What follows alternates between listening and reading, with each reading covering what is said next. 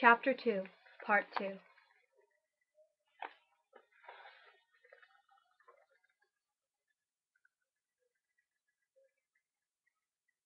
Once, Aunt Petunia, tired of Harry coming back from the barber's looking as though he hadn't been at all, had taken a pair of kitchen scissors and cut his hair so short he was almost bald except for his bangs, which she left to hide that horrible scar.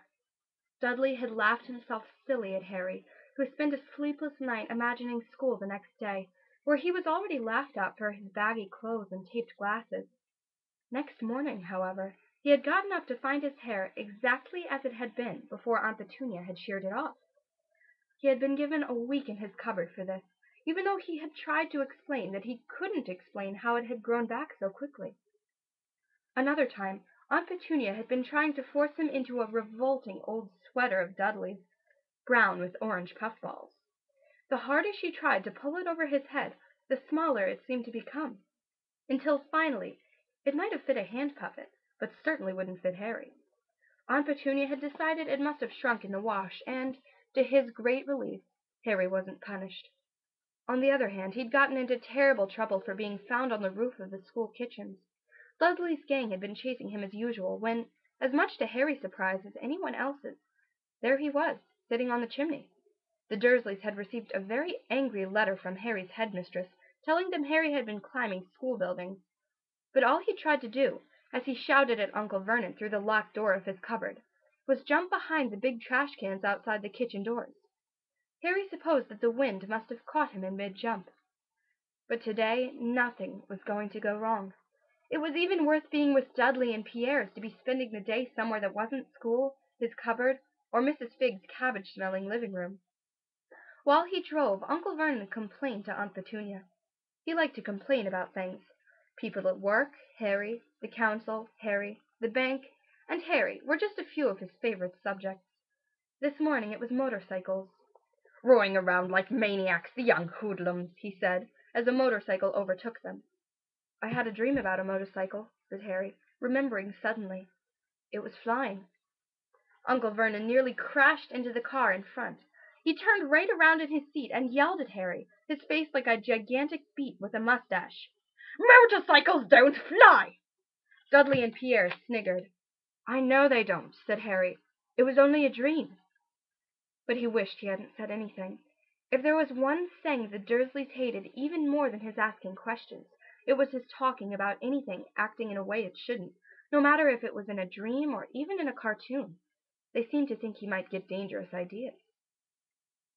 It was a very sunny Saturday, and the zoo was crowded with families. The Dursleys bought Dudley and Pierre's large chocolate ice creams at the entrance, and then, because the smiling lady in the van had asked Harry what he wanted before they could hurry him away, they bought him a cheap lemon ice pop.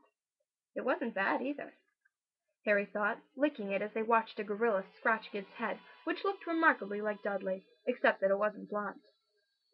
Harry had the best morning he'd had in a long time. He was careful to walk a little way apart from Dudley so that the Dursleys and Pierre, who were starting to get bored with the animals by lunchtime, wouldn't fall back on their favorite hobby of hitting him. They ate in the zoo restaurant, and when Dudley had a tantrum because his Knickerbocker Glory didn't have enough ice cream on top, Uncle Vernon bought him another one, and Harry was allowed to finish the first. Harry felt afterward that he should have known it was all too good to last. After lunch they went to the reptile house. It was cool and dark in there, with lit windows all along the walls. Behind the glass all sorts of lizards and snakes were crawling and slithering over bits of wood and stone.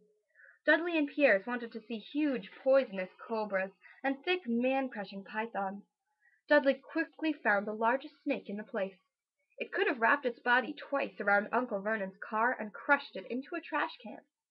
But at the moment it didn't look in the mood. In fact, it was fast asleep.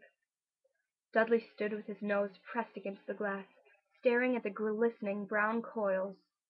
"Make it move," he whined at his father. Uncle Vernon tapped on the glass, but the snake didn't budge. "Do it again," Dudley ordered. Uncle Vernon rapped the glass smartly with his knuckles, but the snake just snoozed on. "This is boring," Dudley moaned. He shuffled away. Harry moved in front of the tank and looked intently at the snake. He wouldn't have been surprised if it had died of boredom itself. No company except stupid people drumming their fingers on the glass, trying to disturb it all day long. It was worse than having a cupboard as a bedroom, where the only visitor was Aunt Petunia hammering on the door to wake you up. At least he got to visit the rest of the house. The snake suddenly opened its beady eyes. Slowly, very slowly, it raised its head until its eyes were on a level with Harry. It winked. Harry stared. Then he looked quickly around to see if anyone was watching. They weren't. He looked back at the snake and winked too. The snake jerked its head toward Uncle Vernon and Dudley, then raised its eyes to the ceiling. It gave Harry a look that said quite plainly, "I get that all the time." "I know," Harry murmured through the glass, though he wasn't sure the snake would hear him. "It must be really annoying." The snake nodded vigorously. "Where do you come from, anyway?"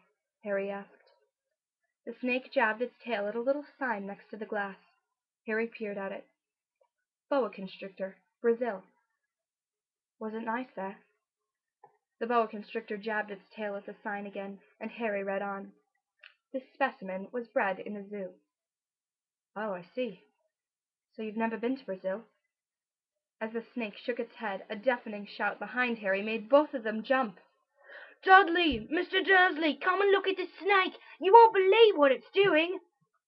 Dudley came waddling toward them as fast as he could. "Out of the way, you!" he said, punching Harry in the ribs. Caught by surprise, Harry fell hard on the concrete floor. What came next happened so fast no one knew how it had happened.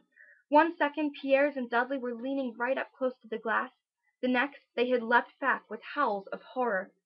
Harry sat up and gasped. The glass front of the boa constrictor's tank had vanished. The great snake was uncoiling itself rapidly, slithering out onto the floor. People throughout the reptile house screamed and started running for the exits. As the snake slid swiftly past him, Harry could have sworn a low, hissing voice said, "Brazil, here I come. Thanks, amigo." The keeper of the reptile house was in shock. "But the glass," he kept saying. "Where did the glass go?" The zoo director himself made Aunt Petunia a cup of strong, sweet tea while he apologized over and over again. Pierre and Dudley could only gibber. As far as Harry had seen, the snake hadn't done anything except snap playfully at their heels as it passed, but by the time they were all back in Uncle Vernon's car, Dudley was telling them how it had nearly bitten off his leg, while Piers was swearing it had tried to squeeze him to death. But worst of all, for Harry at least, was Piers calming down enough to say, "Harry was talking to it, weren't you, Harry?" Uncle Vernon waited until Piers was safely out of the house before starting on Harry. He was so angry he could hardly speak. He managed to say, "Go! Cupboard! Stay! No meals!" before he collapsed into a chair, and Aunt Petunia had to run and get him a large brandy.